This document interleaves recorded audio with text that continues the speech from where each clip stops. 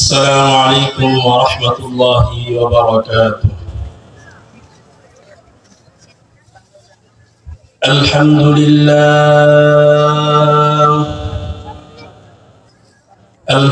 لله نحمده ونستعينه ونستغفره ونعوذ بالله من شرور أنفسنا ومن سيئات أعمالنا.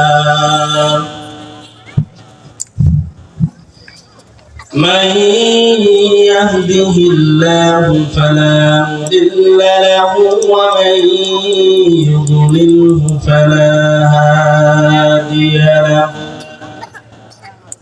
ونشهد أن لا إله إلا الله وحده لا شريك له، ونشهد أن سيدنا ومولانا محمدا عبده ورسوله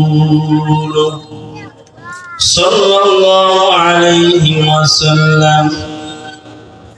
أما بعد فأعوذ بالله من الشيطان الرجيم. بسم الله الرحمن الرحيم. يا أيها الذين آمنوا اتقوا الله حق تقاته ولا تموتن إلا وأنتم مسلمون. وقال رسول الله صلى الله عليه وسلم: المسلم من سلم المسلمون من لسانه ويده، أو كما قال عليه الصلاة والسلام. سبحانك لا علم لنا إلا ما علمتنا إنك أنت العليم الحكيم. سبحانك لا علم لنا إلا ما علمتنا إنك أنت العليم الحكيم. रहे मेरे मस्कन, रहे मेरे मस्कन हवाले काबा, बने मेरे मदफन दियारे मदीना बलगल उला بكماله كشف الدجى بجماله حسنت جميع خصاله صلوا عليه وعليه. الحمد لله.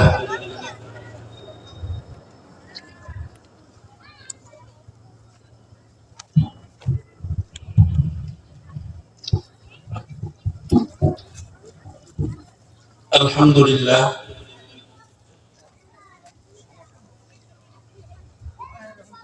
দক্ষিণ হবির বাড়ি মাধুরবিটা বাইতুল নূর ফুলতলি জামি মসজিদের থেকে আজকের এই মহতি জলসার সম্মানিত সভাপতি, প্রধান অতিথি, বিশেষ অতিথি হযরতে উলামায়ে কেরাম, তুলাবায়ে আযম, আমার সামনে উপবিষ্ট দূর দূরান্ত থেকে আগত সম্মানিত মুসল্লিয়ানে কেরাম, সর্বপ্রথম মহান রব্বুল আলামিনের দরবারে লাখ কোটি শুকরিয়া আদায় করতেছি যে মহান রব্বুল আলামিন বর্তমান এরকম মুসলিম উম্মার উপরে বিভীষিকাময় এক চক্রান্ত চলতেছে। এমন দুর্দিনের ভিতরে আল্লাহ তাআলা রব্বুল আলামিন আমাদেরকে দুনিয়ার সমস্ত বেজাল থেকে মুক্ত করে, সমস্ত রকমের ফিতনা ফাসাদ থেকে মুক্ত করে আমাদেরকে দ্বীনি একটা মজলিসের ভিতরে বসার মতো তৌফিক দিয়েছেন। এই জন্য রব্বুল ইজ্জতের আলিশান দরবারে কালিমাতুশ শুকর আমরা সকলে বলি আলহামদুলিল্লাহ। মুহতারাম হাজিরিন,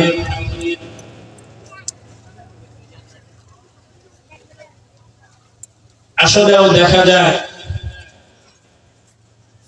দ্বীনের কাজ, নেকের কাজ, আমলের কাজ আল্লাহ তাআলা রব্বুল আলামিন সবার দ্বারা করান না এবং সবার দ্বারা হয় না। আমরা পবিত্র ইশারের জামাত অত্র মসজিদে আদায় করলাম, মসজিদে নামাজ আদায় করলাম, মোটামুটি মসজিদে মুসল্লি ভরপুর ছিল। কিন্তু নামাজের পরে এখন মুসল্লিরা তো নামাজ তো পড়েছে, নামাজ পড়ার পরে যার যার কাজে চলে গেছে। তো আল্লাহ পাকের দ্বীনের কাজ করা, নেকের কাজ করতে পারাটা এটা একটা ভাগ্যের বিষয়। সবার দ্বারা আল্লাহ পাক দ্বীনের কাজ নেবেও না, দ্বীনের কাজ করাবেন না।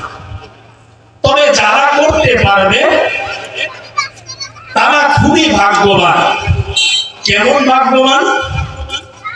আল্লাহ তাআলা রব্বুল আলামিন এই মজলিস সম্পর্কে আল্লাহ পাক বলেন, ফেরেশতাদেরকে বলেন যে পৃথিবীর ভিতরে যেখানে, যে স্থানে, যে কোনো জায়গায় যখন আমার কোনো গুণগীত, আমার কোনো হামদ সানা আলোচিত হয়, আলোচনা হয়, সেখানে যেই সমস্ত বান্দারা আমার সেই মজলিসের ভিতরে শুনবে এবং বসবে, ওয়ানাযারাত আলাইহিমুস সাকিনা, আল্লাহ পাক বলেন ওই সমস্ত মানুষের উপরে আমার রহমত বর্ষণ হতে থাকে। সুবহানাল্লাহ। ওয়া গাশিয়াত আলাইহিমুর রাহমা, এবং আমার রহমতের যে সমস্ত ফেরেশতারা রয়েছে ওই সমস্ত ফেরেশতাদেরকে দ্বারা, আমার সেই নূরের ফেরেশতাদের দ্বারা এই সমস্ত মাহফিল এবং এই মাহফিলের অবস্থিত যে সমস্ত মুসল্লিয়ানে কেরাম বসবে তাদেরকে বেশগুনি করে রাখা হয়। সুবহানাল্লাহ। দেখেন কত বড় সওয়াবের কাজ, অথচ আমরা বসতে পারি না। বসার আল্লাহ পাক তৌফিক দেন। যাই হোক, আমরা দোয়া করি এবং আহ্বান করতেছি যে সমস্ত ভাইয়েরা দোকান পাটে অহেতুক বসে রয়েছেন, রাস্তাঘাটে বসে অহেতুক কথাবার্তা বলতেছেন, এই দিনটা সব সময় আসবে না, প্রতিদিন আসবে না। আজকে এমন একটা মুবারকময় সময়, এই সময়টা আপনার জীবনে আর নাও আসতে পারে। কাজেই অহেতুক সময় নষ্ট না করে আমরা অবশ্যই মজলিসের ভিতরে শামিল হওয়ার আল্লাহ পাক তৌফিক দান করুন। সকলে বলে আমিন। মুহতারাম হাজিরিন, আল্লাহ তাআলা রব্বুল আলামিন বলতেছেন, ইয়া আইয়ুহাল্লাযীনা আমানুত্তাকুল্লাহ ওয়া কুনু মা'আস সাদিকিন। আল্লাহ তাআলা রব্বুল আলামিন বলেন, হে ঈমানদারেরা, আমি আল্লাহ পাককে ভয় করো। ওয়া কুনু মা'আস সাদিকিন, এবং মুত্তাকিন সাদিক যে সমস্ত বান্দা রয়েছে তাদের শরণাপন্ন হয়ে যাও।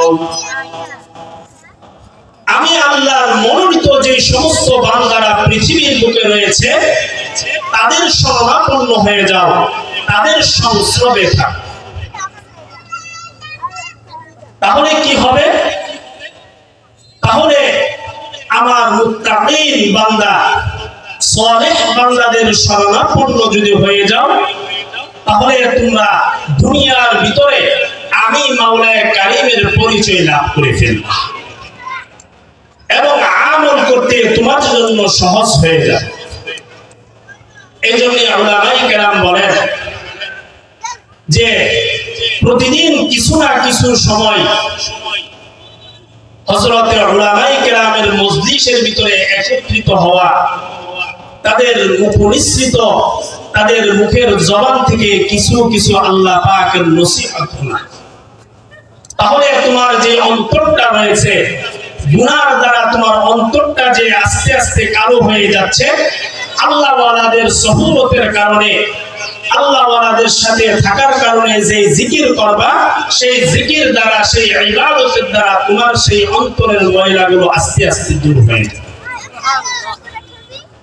এই জন্যই আল্লাহ পাক বলেন, তোমরা দুনিয়ায় চলতে ফিরতে আমার ইবাদত করো এবং আমার মনোনীত নির্বাচিত যে সমস্ত বান্দাগণ রয়েছে তাদের সংস্রবে থাকো, তাহলে এর দ্বারা তোমরা দুনিয়াতেও কামিয়াবি হয়ে যাবা এবং আখিরাতেও কামিয়াবি হয়ে যাবা।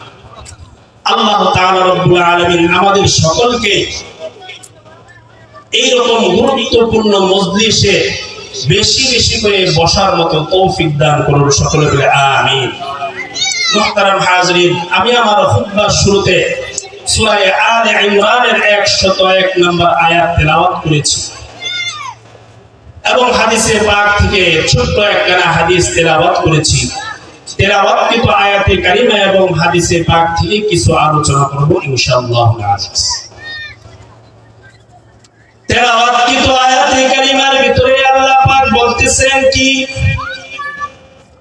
আল্লাহ তাআলা রব্বুল আলামিন বিশ্ব মানুষকে, আল্লাহ পাকের বান্দাদেরকে মনোনীত করে, তাদেরকে খিতাব করে পবিত্র কোরআনের ভিতরে বিভিন্ন জায়গার ভিতরে খুসুসি নসিহত করেছেন, ছোট ছোট করে নসিহত করেছেন। আল্লাহ তাআলা রব্বুল আলামিন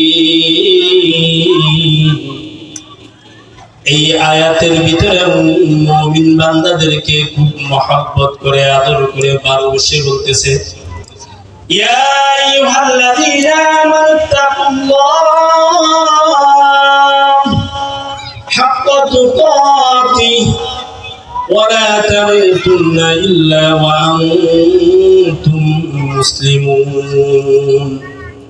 আল্লাহ তাআলা রব্বুল আলামিন বলেন, বান্দারে, ইয়া আইয়ুহাল্লাযীনা আমানুত্তাকুল্লাহ, হে ঈমানদারগণ, তোমরা তাকওয়াওয়ালা হয়ে যাও। আমি আল্লাহ তাআলা রব্বুল আলামিনকে যথাযথভাবে ভয় করো। আর সাবধান সাবধান, তোমাদেরকে একটা কথা বলতেছি, ওয়ালা তামুতুন্না ইল্লা ওয়া আনতুম মুসলিমুন। সাবধান, তোমরা মুসলমান না হইয়া ইন্তেকাল কইরো না। মুসলমান না হইয়া তোমরা কবরে আইসো না। মুসলমান না হইয়া তোমরা মইরো না। আল্লাহ পাক তার বান্দাদেরকে বলেন, ওরে আমার বান্দা, সাবধান, মুসলমান না হইয়া কিন্তু মইরো না। মুসলমান না হয়ে কিন্তু কবরে আইসো না। মুসলমান হয়ে ইন্তেকাল করলে কি ফায়দা? আল্লাহ পাক বলেন, মুসলমান হয়ে যদি কোনো ব্যক্তি কবরে আসে, সে ইন্তেকাল করে, মুসলমান ব্যক্তির জন্য আল্লাহ পাক জান্নাতের ব্যবস্থা করে দিয়েছে। পক্ষান্তরে যদি কোনো ব্যক্তি মুসলমান না হয়ে ইন্তেকাল করে, মুসলমানের কাতারে সে না থাকে, তাহলে জীবনের প্রথম মরার পরে যে গাটিটা রয়েছে, কবর রয়েছে, সর্বপ্রথম কবর থেকে তার জন্য আযাবের ব্যবস্থা হয়ে যাবে। এই জন্য মুসলমান হয়ে যেতে হবে। মুসলমান হলে পরে কিনা, মুসলমান হলে পরে ঈমান ওয়ালা হয়ে যাবে, তাওহীদ ওয়ালা হয়ে যাবে। মুসলমানের অন্তরের ভিতরে আল্লাহ পাকের ডর ভয় থাকে, সে অন্ধকারাচ্ছন্ন অবস্থায় আল্লাহ পাককে ভয় করে, কখনো সে গুনার ভিতরে নিমজ্জিত হয়ে যায় না। মুসলমানের ফায়দা রয়েছে অনেকগুলা। আজকে তো আমরা মুসলমান, নামের মুসলমান, সিন মাথা মুসলমান হয়ে গেছি। মুসলমানই করানো হয়েছে, নামে আমরা মুসলমান হয়ে গিয়েছি, কিন্তু মুসলমান হওয়ার জন্য যে সিফাত থাকা দরকার, যে গুণ থাকা দরকার, আজকে আমাদের ভিতরে এই মুসলমানিত্ব নাই। নামে মুসলমান হয়ে গিয়েছি আজকে। মুসলমান কাকে বলে? মুসলমান মুসলমান মানে আল্লাহ পাকের সামনে, আল্লাহ পাকের দরবারের ভিতরে তার পরিপূর্ণ আনুগত্য করা, তার জীবনটাকে পরিপূর্ণভাবে সারেন্ডার করে দেওয়া আল্লাহর রাস্তায়। মুসলমান মানে তার গোটা জিন্দেগিটাকে আল্লাহ পাকের রাহে পরিচালিত করা। তার মন চাই জিন্দেগি সে লালন করবে না, বরং আল্লাহ এবং তার রাসূলের প্রতি তার জীবনটাকে সঁপে দিবে। ওই যে ইব্রাহিম পয়গম্বরকে আল্লাহ পাক বলেন, ক্বালা লাহু রাব্বুহু আসলিম, ও ইব্রাহিম তুমি মুসলমান হয়ে যাও। আল্লাহ পাক হযরত ইব্রাহিমকে বলে, ও ইব্রাহিম মুসলমান হয়ে যাও। হযরত ইব্রাহিম বলেন, আসলামতু লিরাব্বিল আলামিন, প্রভু হে আমি মুসলমান হয়ে গিয়েছি। আল্লাহ পাক বলে, ইব্রাহিম মুসলমান মুখে মুখে বললে চলবে না, বরং তুমি পরিপূর্ণভাবে আত্মসমর্পণ করো, তোমার জীবনটাকে আমার রাস্তায় সঁপে দিবা, তোমার পুরা জিন্দেগিটাই আমি মাওলা কারীমের জন্য তুমি সঁপে দিবা, তাহলেই একমাত্র তুমি মুসলমান হতে পারবা। আর হযরত ইব্রাহিম সাথে সাথে বলে দিল মাজির সিগা। হযরত ইব্রাহিম বলেন, আসলামতু লিরাব্বিল আলামিন, প্রভু হে আমি মুসলমান হয়ে গেলাম। হযরত ইব্রাহিম মুসলমান হয়ে যাওয়ার পরে, মুসলমান কাকে বলে হযরত ইব্রাহিম তাকে দিলেন। গোটা জিন্দেগিটা তার পরীক্ষায় ছিল। আল্লাহ পাক একের পরে এক পরীক্ষায় হযরত ইব্রাহিমকে করতে শুরু করলেন। আর হযরত ইব্রাহিম আল্লাহ পাকের প্রত্যেকটা পরীক্ষার ভিতরে উত্তীর্ণ হতে লাগলো। হযরত ইব্রাহিম কোন পরীক্ষার ভিতরে বিফল হয় নাই। তিনার জীবন দিয়ে, তিনার কলিজার টুকরা সন্তান দিয়ে, তার পরিবার পরিজনকে বিসর্জন দিয়ে, তিনার জীবনের শেষ জীবনের যাও মুসলমানের পরীক্ষা দিতে গিয়ে তিনি আল্লাহর রাস্তায় পরীক্ষা দিয়ে সব সময় উত্তীর্ণ হয়েছে। এর নাম হলো মুসলমান, এটার নাম হলো মুসলমান। কিন্তু আমরা আজকে মুসলমান কেমন মুসলমান? এমন মুসলমান যে কালিমা পড়েছি, কালিমা পড়ার পরে এমন হয়ে যাচ্ছে জীবনের কত বছর যে অতিক্রান্ত হয়ে গিয়েছে, এক ওয়াক্ত নামাজের দ্বারা। ঘরের পাশে মুয়াজ্জিন আযান দিতেছে, আল্লাহু আকবার বলে ডাকতেছে, তার কানের ভিতরে আওয়াজ ঢুকতেছে, কিন্তু সে নামে মুসলমান হয়ে ঘরে বসে রয়েছে, টিভি দেখতেছে বসে বসে, বাজে আড্ডা করতেছে, নামে মুসলমান কিন্তু মসজিদের ভিতরে তার আসার ক্ষমতা। এই হচ্ছে মুসলমান। এমন মুসলমান হয়ে গিয়েছি। মুসলমান তো ওই ব্যক্তি যার অন্তরের ভিতরে আল্লাহ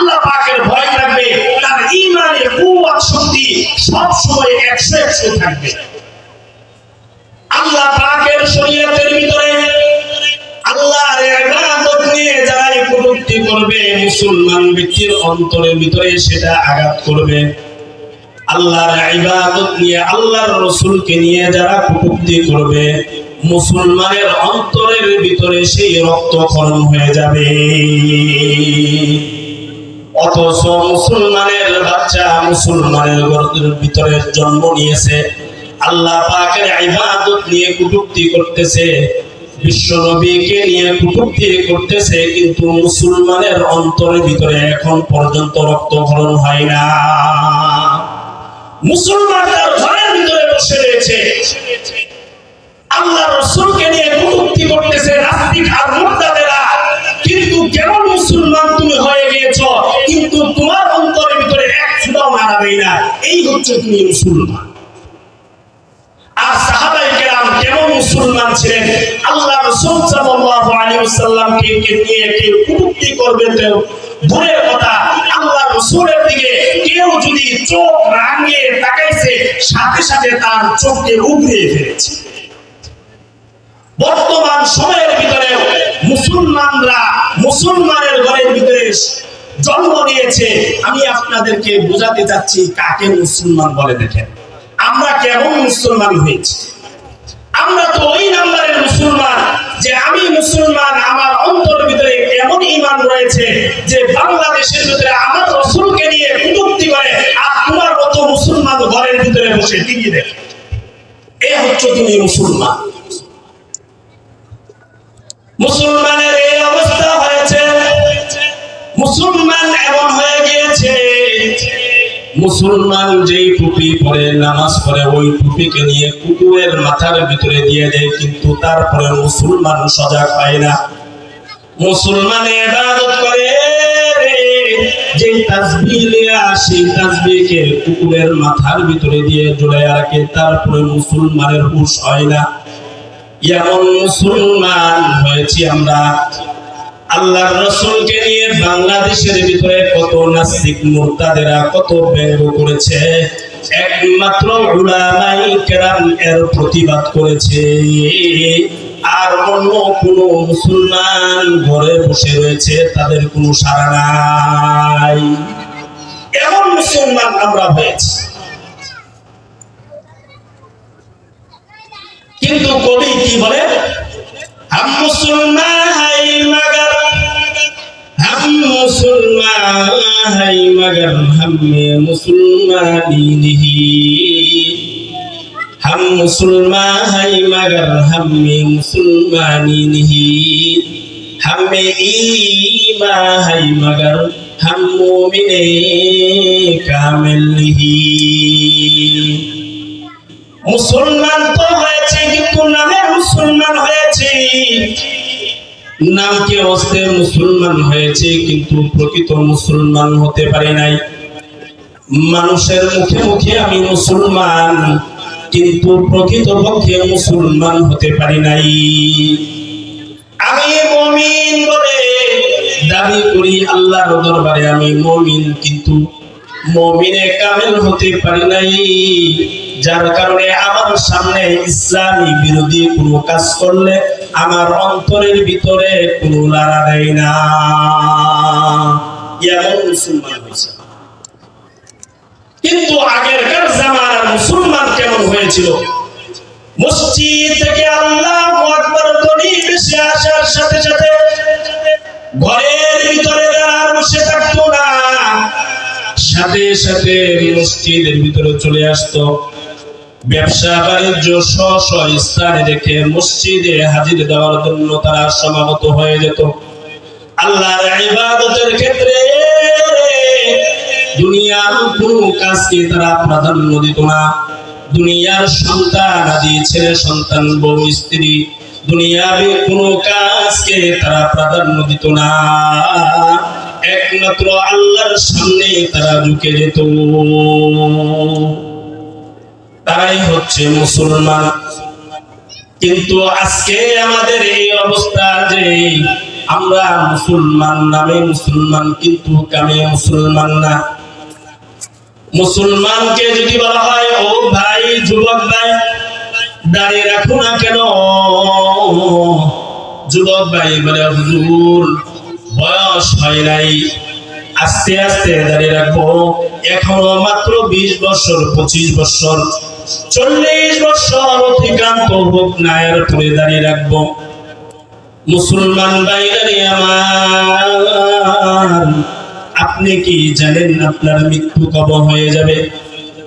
মুসলমানের বাচ্চা ভাই, যদি মুসলমান হয়ে ইন্তেকাল করতে পারো রে ভাই, তাহলে জান্নাতের দুয়ার তোমার জন্য খোলা থাকবে।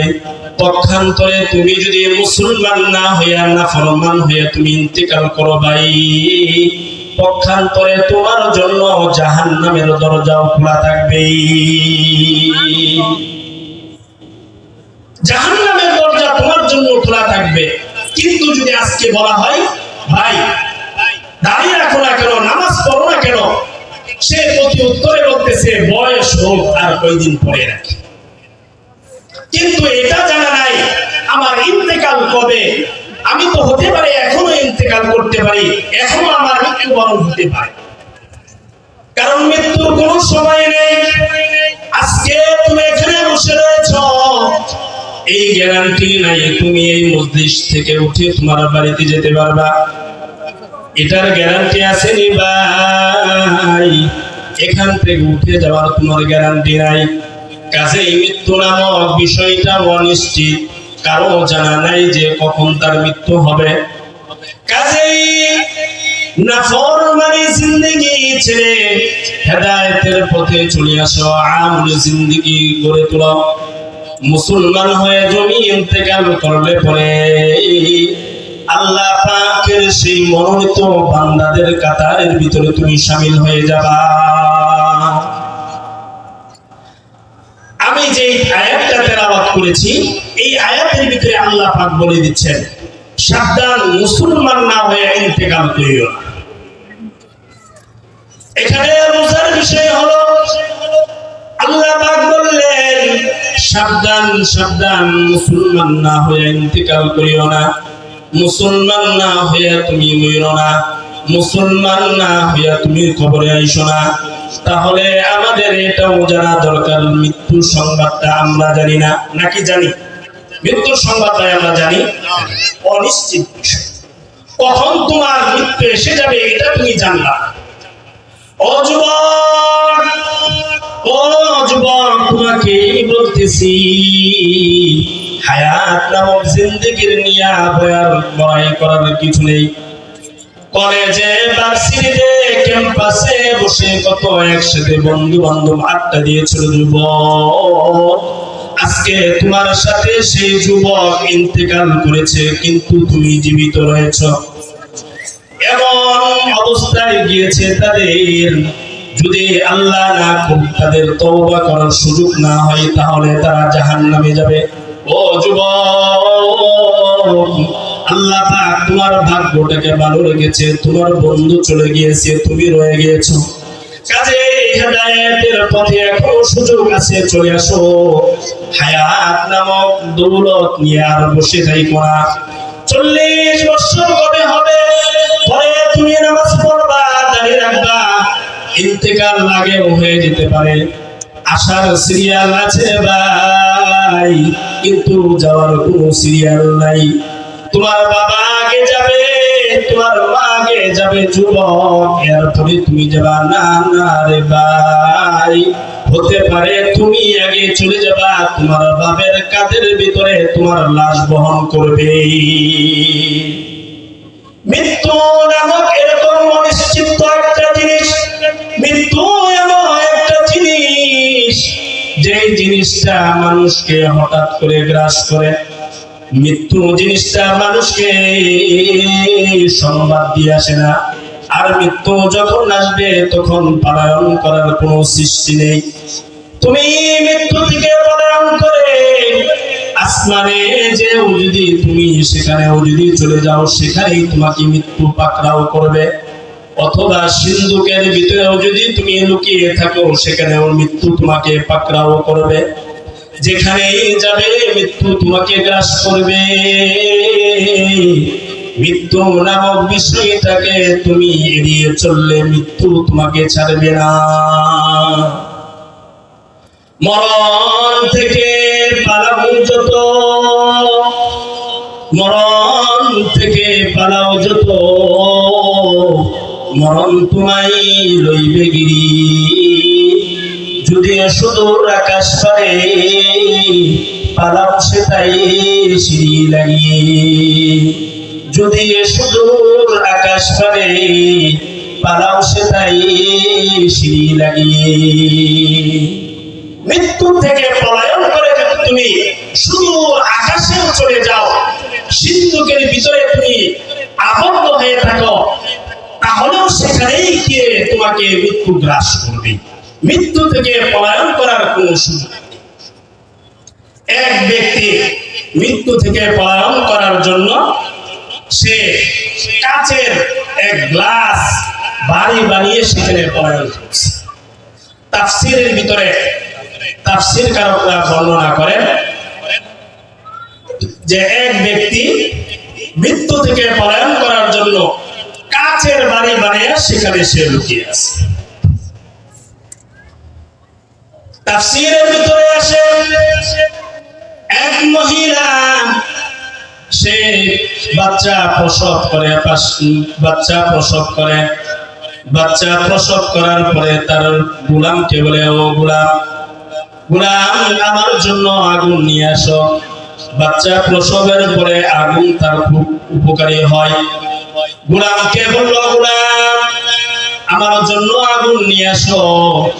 গোলাম আগুন আনার জন্য বের হয়ে গেল।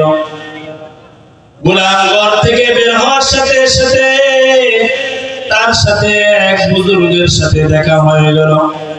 বুজুর্গ বলতেছে, ও বাচ্চা কোথায় তুমি ছুটতেছ? বাচ্চা বলতেছে, আমার মালিক প্রসব করেছে, তার জন্য আগুন আনতে যাচ্ছি। সেই আল্লাহর ওয়ালি বুজুর্গ বলতেছে, ও বাচ্চা তুমি জানোনি কার জন্য তুমি আগুন আনতে যাচ্ছ? জানোনি বাচ্চাটা কি বাচ্চা হয়েছে সেটা জানোনি? গোলাম বলতেছে, হ্যাঁ জানি, আমার মালিক একটা মেয়ে বাচ্চা প্রসব করেছে। বুজুর্গটা বলতেছে, তাহলে তুমি তো জানো, তবে এটা জানোনি এই যে একটা মেয়ের জন্য তুমি আগুন আনতে যাচ্ছ, এটা এমন একটা মেয়ে যে বড় হলে 100 যুবকের চরিত্র নষ্ট করবে। ও গোলাম, তুমি এমন একটা মেয়ের জন্য আগুন আনতে যাচ্ছ, তার পরিচয় জানোনি? সে বড় হলে 100 যুবকের চরিত্র নষ্ট করবে। বুজুর্গের কথা শুনে তো বাচ্চার মাথা নষ্ট হয়ে গেছে। হ্যাঁ তাই নাকি?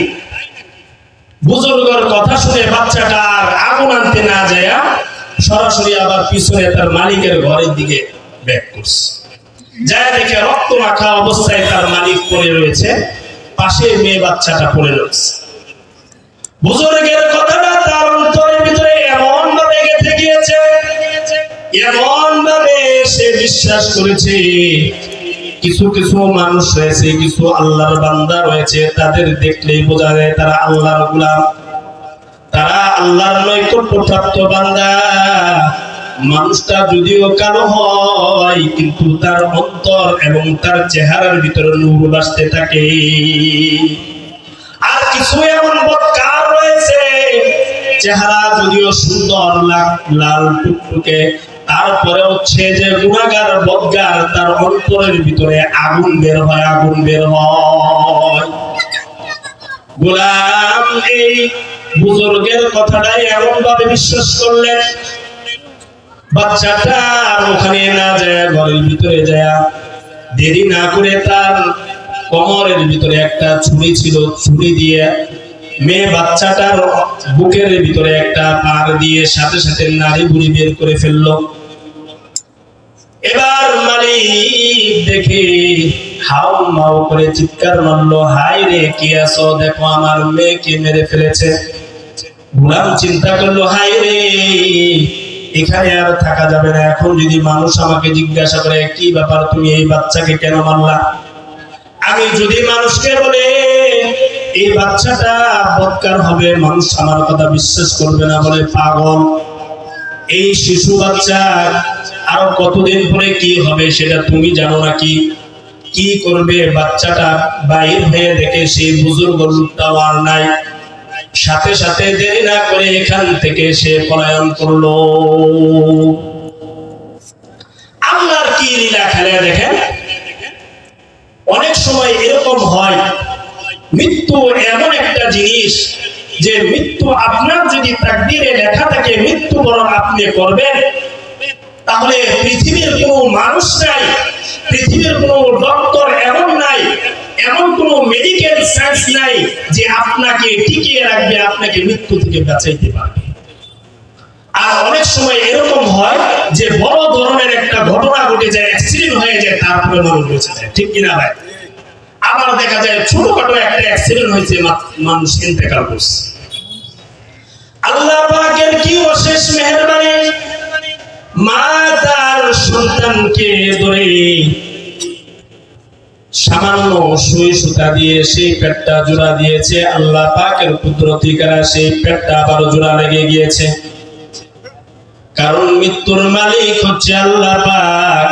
আমার আল্লাহ যাকে মৃত্যু দিবেন পৃথিবীর কোনো মানুষ তাকে বাঁচাতে পারবে না। আর মৃত্যু এমন একটা জিনিস, কার কখন মৃত্যু হবে সেটাও মানুষ জানতে পারবে না। মৃত্যু কার কখন হবে এটা কারো জানার কোনো সুযোগ। ওই যে ইমাম মালিক রাহমাতুল্লাহি আলাইহি, ইমাম মালিক রাহমাতুল্লাহি আলাইহি ওই যুগের সবথেকে বড় ইমাম ছিলেন ইমাম মালিক রাহমাতুল্লাহি আলাইহি। দীর্ঘ 40টা বছর মক্কার জিন্দেগি তিনি হাদিস দ্বারা তিনার জিন্দেগি মক্কায় কাটিয়ে দেন। জিন্দেগির শেষ সময়টা তিনি নিয়ত করলেন মদিনার ভিতরে সে কাটাইয়া দিবেন। তিনার খাতনা বিল খায়রটা যেন মদিনার ভিতর হয়, এই জন্য তিনি মক্কা থেকে হিজরত করে মদিনায় চলে গেলেন। তিনার নিয়ত হলো বাকি জিন্দেগিটা তিনি মৃত্যুর আগ পর্যন্ত সে মদিনার ভিতরে কাটাইয়া দেবে। কাল কিয়ামতের ময়দানে, হাসরের ময়দানে মদিনা ওয়ালার সাথে সেই মদিনা থেকে আদালতে কিবরিয়ার ভিতরে দাঁড়াবে। হযরত ইমাম মালিক মক্কা থেকে হিজরত করে মদিনায় চলে গেলেন। তিনার তামান্না হলো সারাটা জীবন আমি মক্কায় হাদিসের দর্শ দিয়েছি, শেষ সময় আমি যেন আমার মৃত্যুটা যেন মদিনায় হয় এবং কিয়ামতের ময়দানে আদালতে কিবরিয়াতে যেন সোনার মদিনার সেই সোনার মানুষ হযরত মুহাম্মদ আরবি সাল্লাল্লাহু আলাইহি ওয়াসাল্লামের সাথে যেন হাসরের ময়দানে উঠতে পারি এবং আল্লাহ পাক হতে পারে এর উসিলায় তাকে maaf করে দিতে পারে। এটা তার দিলের তামান্না। এইজন্য ইমাম মালিক মক্কা থেকে মদিনায় হিজরত করলেন। এর ভিতরে তিনি লক্ষ্য করে দেখলেন অনেক মানুষ মক্কার সময় মক্কায় যাচ্ছে হজ করার জন্য, আরাফার ভিতরে তারা যাচ্ছে। তিনার মনে মনে আফসোস হলো, হায় রে, জিন্দেগির শেষ সময় এক মুহূর্তে যদি আমি একবার আরাফার ময়দানে হাজিরা দিতে পারতাম রে, আল্লাহ পাকের সেই দরবারে দাঁড়াইয়া যদি আমি আরেকবার তোয়াফ করতে পারতাম। কিন্তু তিনার দিলের তামান্না হলো আমি যদি এখান থেকে চলে যাই আর আমার ইন্তেকালটা যদি মক্কায় হয়ে যায় তাহলে তো মদিনায় আমার থাকা হলো না। এই নিয়ে তিনি চিন্তা করতে থাকলেন আর আল্লাহ পাকের কাছে দোয়া করতে থাকলেন। তিনি চিন্তা করলেন কিভাবে জানা যায় মৃত্যু কবে হবে, কিভাবে জানতে পারি। তিনি একবার বললেন, জানতে পারার একটা সিস্টেম আছে, দেখি ইস্তেখারা করি, ইস্তেখারা দিয়ে জানতে পারি নাকি দেখি। হযরত ইমাম মালিক রাহমাতুল্লাহি আলাইহি ইস্তেখারা করে দিলেন। স্বপ্নের ভিতরে ইস্তেখারার ভিতরে তিনি ঘুমিয়ে পড়ার পরে দেখলেন সরকারে দু আলম মুহাম্মদ আরবি সাল্লাল্লাহু আলাইহি ওয়াসাল্লাম স্বপ্নে যুগে এসে পড়েছে। স্বপ্নে যুগে আল্লাহ রাসূল এসে ইমাম মালিককে স্বপ্নের ভিতরে 5 আঙ্গুল দেখায় আবার চলে গিয়েছে। এর ভিতরে ইমাম মালিকের স্বপ্ন ভেঙে গিয়েছে। স্বপ্ন ভেঙে তিনি পেরেশান হয়ে গিয়েছে, হাই রে কি দেখাইলো। জানতে চাইলাম কবে মৃত্যু হবে। আল্লাহর রাসূল এসে আমাকে 5 আঙ্গুল দেখাইলেন। কি ব্যাপার, আমি কি 5 দিন বাঁচবো না 5 মাস বাঁচবো? কি ব্যাপার, কি দেখাইলো? তিনি পেরেশান হয়ে গেলেন। খাদেমকে বললেন, খাদেম তৎকালীন যুগে স্বপ্নের সম্রাট ইবনে সিরিনকে বল, ইবনে সিরিনের কাছে খাদেমকে প্রেরণ করলেন। খাদেমকে বললেন, যাও আমার এই স্বপ্নের ব্যাখ্যা জেনে আসো। খাদেম ইবনে সিরিন রাহমাতুল্লাহি আলাইহির কাছে যাওয়ার পরে বলে, ও ইবনে সিরিন, আল্লাহর এক পয়গম্বর, আল্লাহর এক বান্দা হযরত ইমাম মালিক এই স্বপ্ন দেখেছে, এর তাবির কি? ইমাম মালিক এই স্বপ্ন দেখেছে, এর তাবির কি বলেন? ইবনে সিরিন রাহমাতুল্লাহি আলাইহি বলেন, এই স্বপ্নের ব্যাখ্যা হলো, যুগের বড় এক ইমাম, কবরের বড় সবথেকে বড় ইমাম এবং আলেমকে স্বপ্ন দেখেছে এবং আল্লাহর রাসূল 5 আঙ্গুল দেখায় এটা সতর্ক করে বলেছেন, ও ইমাম মালিক, তুমি যুগের বড় আলেম হতে পারো, কিন্তু 5টা এমন বিষয় রয়েছে যেটা আমি নবীও জানি না। আল্লাহ পাকের ইলমের সিদ্ধকের ভিতরে এমন 5টি ইলম রয়েছে যেটা পৃথিবীর কোনো মানুষ তো জানে না, কোনো নবী রাসূলও জানে না। সেই ইলমগুলো কি? আল্লাহ পাক বলেন, ইন্নাল্লাহা ইনদাহু ইলমুস সাআহ ওয়া ইউনাজ্জিলুল গায়থা ওয়া ইয়া'লামু মা ফিল আরহাম ওয়া মা তাদরি নাফসুম মাযা তাকসিবু গাদা ওয়া মা তাদরি নাফসুম বিআইয়ি আরদিন তামুত। ইবনে সিরিন বলেন, এই 5টি এমন বিষয় রয়েছে, আল্লাহ রাসূল সতর্ক করে বলছেন, এমন 5টি জিনিস রয়েছে, এর ভিতরে মৃত্যু এমন একটা বিষয় রয়েছে যেটা কোনো নবী রাসূলও জানে নাই। কাজেই ইমাম মালিক তুমিও জানতে পারবা না। কাজেই মৃত্যুর সংবাদ কখন আসবে, কখন হবে, এটা পৃথিবীর কোনো মানুষ জানতে পারবে না। আমার সময় নিয়ে হযরত চলে আসছেন, তারপরেও আমার কথার আলোচনা ইতি টেনে দিচ্ছি, 2 মিনিটে হযরত আমি শেষ করে দিচ্ছি। তো মনে আছে তো যে ঘটনাটা, ওই যে মহিলাটা তার সন্তানকে সুই সুতা দিয়ে একটু জোড়া লাগাই দিল, আল্লাহ পাকের কুদরতে সেই মেয়েটা ঠিক হয়ে গেল এবং মেয়েটা বড় হয়ে গেল। আর সেই গোলাম পলায়ন করে দেশ থেকে দূর দেশে চলে যায়। আল্লাহ পাকের কুদরতি খেলায় সে এক সময় অনেক বড় হয়ে যায়, কোটি কোটি টাকার মানুষ হয়ে যায়, কোটি কোটি সম্পদের মালিক হয়ে যায়।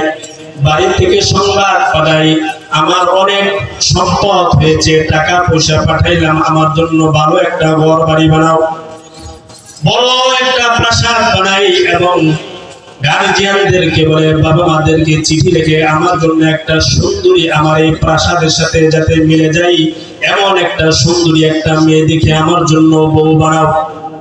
বাবা মা অনেক খোঁজাখুঁজি করে এলাকার ভিতরে সবথেকে সুন্দরী মেয়েকে তার জন্য ব্যবস্থা করে। বাড়িতে আসার পরে সে বিবাহ করে।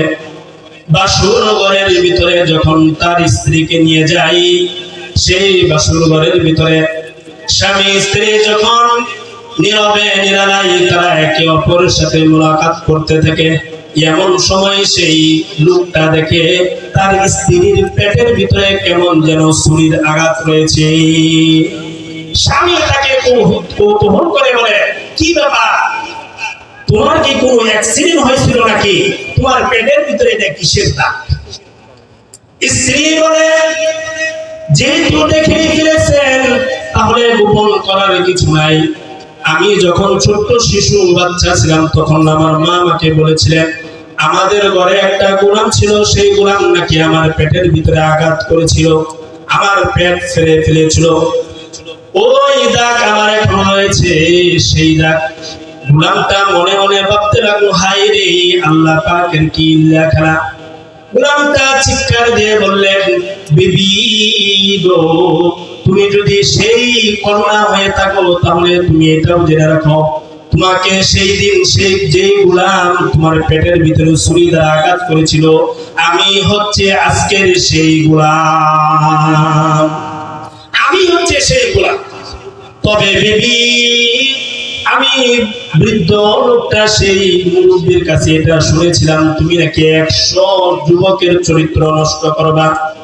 স্ত্রীটা বলে, ঠিক আছে স্বামী, আর আমি এটা লুকাইলাম না, যেহেতু আমি ধরা খেয়ে গেছি।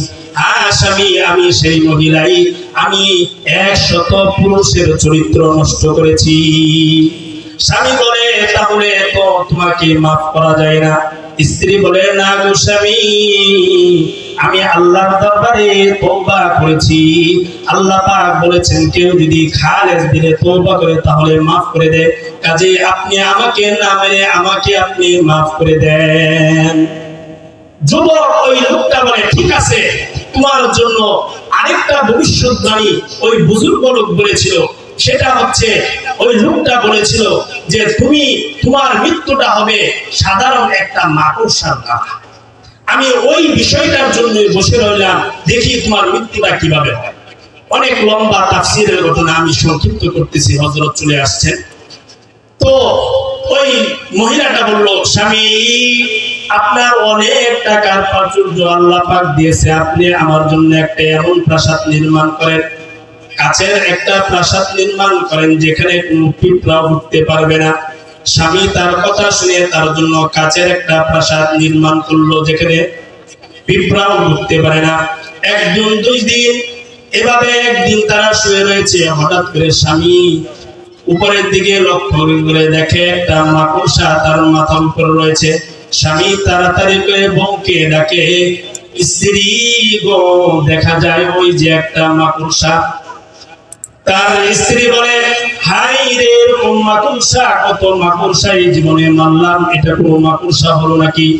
সে একটা লাঠি দ্বারা সেই মাকড়সার বাসাকে মেরে মাকড়সাটাকে নিচে ফেলে জি দিয়ে তারকে পারে যেভাবে ধূলিসাৎ করলো, এমন সময় ওই মাকড়সার একটা কণা তার পা দিয়ে ঢুকে পড়ে। আল্লাহর কুদরতে এমন একটা মাকড়সা, এটা দুনিয়ার কোন মাকড়সা না রে ভাই, এটা হলো মাকড়সার রূপে আজরাইল।